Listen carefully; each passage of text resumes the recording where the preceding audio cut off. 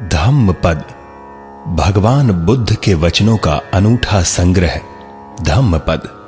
इसे मानवता की दिग्दर्शिका गाइड टू द ह्यूमैनिटी कहा जाए तो अतिशयोक्ति नहीं होगी। यह ग्रंथ त्रिपिटक के खुद्दक निकाय का अंग है। इसमें 26 वग्ग अर्थात वर्ग अथवा अध्याय हैं, जिनमें कुल 423 गाथाएं हैं। गाथा का शाब्दिक अर्थ होता है गेय पद, अर्थात वे पद जिनका संगायन किया जा सके। धम्म पद की प्रत्येक गाथा गेय है। यह दुनिया का अकेला ग्रंथ है जिसका विश्व की लगभग हर भाषा में अनुवाद हुआ है।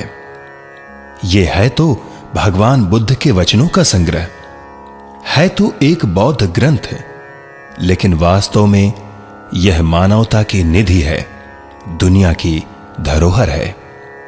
जर्मनी के सुप्रसिद्ध विद्वान मैक्स मूलर का कहना है, पाली ग्रंथ धम्मपद मेरे लिए अत्यंत प्रिय है। निश्चित रूप से ये पद्यों का अत्यधिक रोचक संग्रह है, जो बौद्ध विचारों का वास्तविक चित्र प्रस्तुत करता है। धम्म पद का अंग्रेजी भाषा में अनुवाद करने वाले विद्वान अल्बर्ट जे एडमंड कहते हैं, यदि एशिया खंड में किसी अविनाशी ग्रंथ की रचना हुई है तो वह यही है। सुप्रसिद्ध बौद्ध विद्वान महापंडित राहुल सांकृत्यायन का कथन है, बौद्ध धर्म का यही एक ऐसा ग्रंथ है जिसका संसार की सभी भाषाओं में अनुवाद उपलब्ध है। भगवान बुद्ध की कल्याणकारी शिक्षाओं तथा बौद्ध धर्म की वैज्ञानिक व्याख्याओं का अनुपम संग्रह यदि एक स्थान पर देखना हो तो वह धम्म पद में ही देखने को मिलेगा। धम्म जगत के सुविख्यात आचार्य डॉक्टर भदंत आनंद कौसल्यायन कहते हैं, और केवल एक पुस्तक को जीवन भर साथ बनाने की यदि कभी आपकी इच्छा हुई तो विश्व के पुस्तकालय में आपको धम्म पद से बढ़कर दूसरी पुस्तक मिलना कठिन है। दुनिया के विद्वान इस ग्रंथ का गुणगान करते हैं।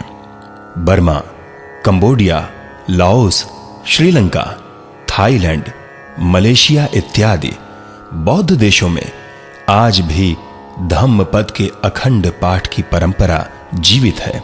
श्रीलंका में धम्म पद के पारायण के बिना भिक्षु की उपसंपदा नहीं होती।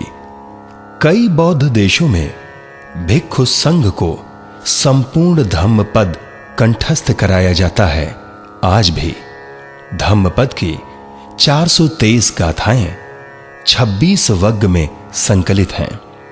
ये गाथाएं न केवल धम्म का सार हैं, बल्कि धम्म की दृष्टि से कई शब्दों को भी उनके वास्तविक अर्थों से परिचित कराती हैं, जैसे ब्राह्मण, पंडित, आर्य इत्यादि। भगवान बुद्ध की देशनाओं के अनुसार ये गुणवाचक संज्ञाएं हैं, न कि जातिवाचक अथवा नस्लवादी उपमाएं। राजेश चंद्रा और कमलवीर भास्कर साल्वे की जुगलबंदी में प्रस्तुत है संपूर्ण धम्म पद का सस्वर सानुवाद संगायन। इस संगायन को कल्याण थाट के राग यमन और भूपाल